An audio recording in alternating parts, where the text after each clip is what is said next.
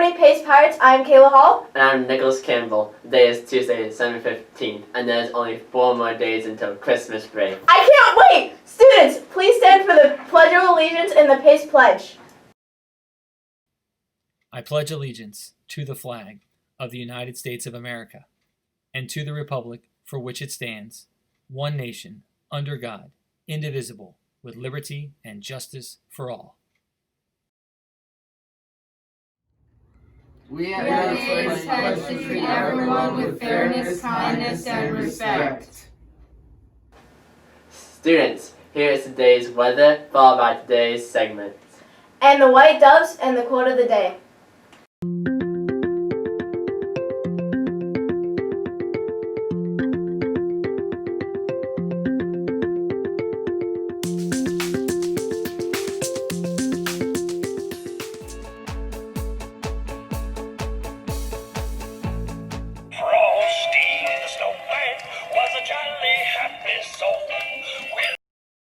L is for the way you look at me.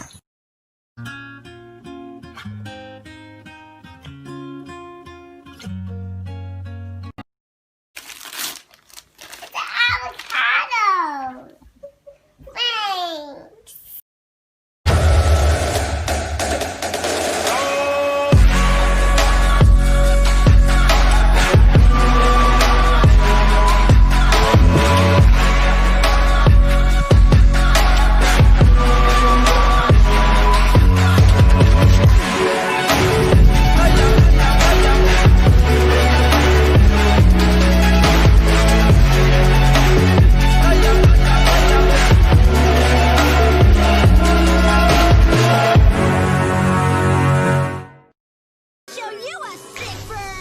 Sis, when we're not on Mount Olympus, we're not smiting. We wish you a Merry Christmas. We wish you a Merry Christmas. All of those sounds that are trapped in your mind.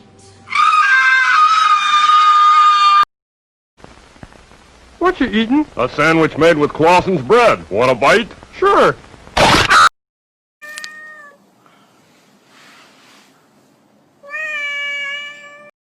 Are we gonna get the star on top? I got it. Ow.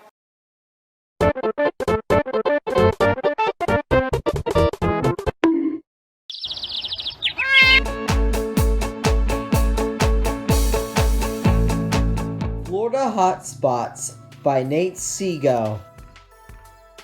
Today we're virtually traveling to St. Augustine.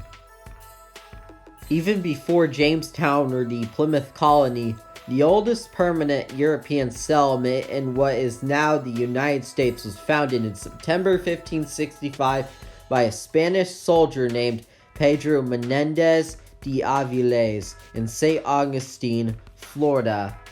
Menendez picked the colony's name because he originally spotted the site on August 28th, the feast day of St. Augustine. Menendez's expedition wasn't the first group of Spanish explorers who tried to start a colony in Florida, which Juan Ponce de Leon had claimed for Spain back in 1513. And unlike other colonizers, he wasn't out to find gold or set up a trading network with the native tribes. Instead, Menendez's primary mission was simple, and it was to get rid of the French Huguenot colonists who were trying to usurp the Spanish claim. The previous year, the French had established an outpost at Fort Caroline near present-day Jacksonville. A French base in Florida posed a potential threat not just to Spanish territorial claims, but also to the Spanish treasure fleet that sailed from South America and Mexico along the Florida coast before heading across the Atlantic to Spain. Spain's King Philip II wanted the French threat eliminated, particularly because the settlers were Protestants and to Philip a Catholic that made them intolerable. Menendez almost didn't succeed. Philip wanted him to destroy the French colony before France could send military forces to Florida to protect it. But by the time Menendez arrived in Florida in August 1565, he discovered that a force of French reinforcements had arrived before him, according to David Arbisu, an associate professor of Spanish at the University of South Florida and editor and translator of Pedro Menendez de Aviles, a new manuscript, an account of the expedition by Menendez's brother-in-law, Gonzalez Solis de Meras. The Spanish stayed in St. Augustine to establish a permanent colony to deter more French from settling.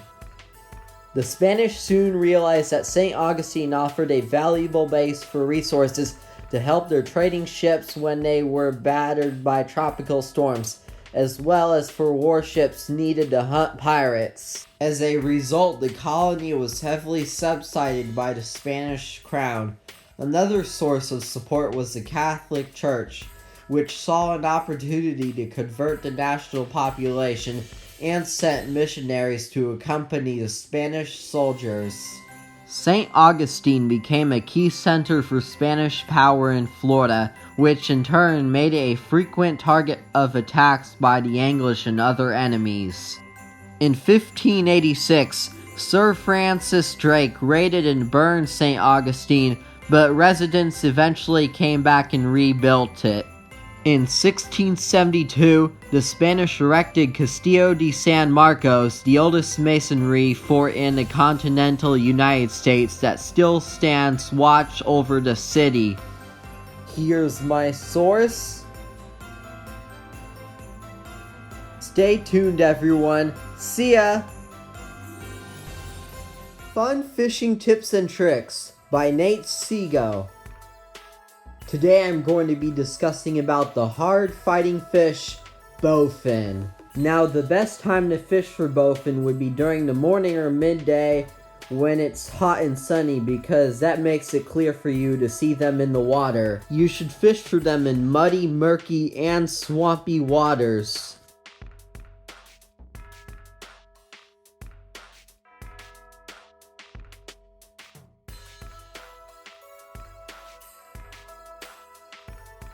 Some of the best baits and lures to catch bowfin are bass lures such as plastic worms, jigs, topwater frogs, and crankbaits that imitate certain baitfish that are natural to the body of water you're fishing at.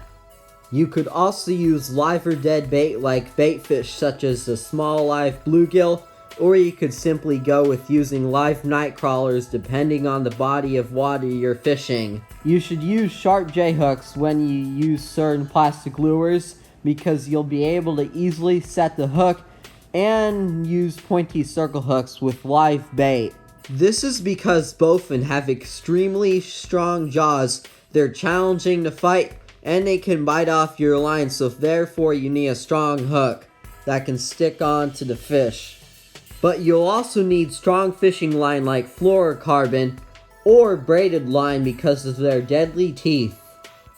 Stay tuned, everyone. See ya! Alright, today we will be making Christmas cookies and decorating them with some icing. Let's get to it.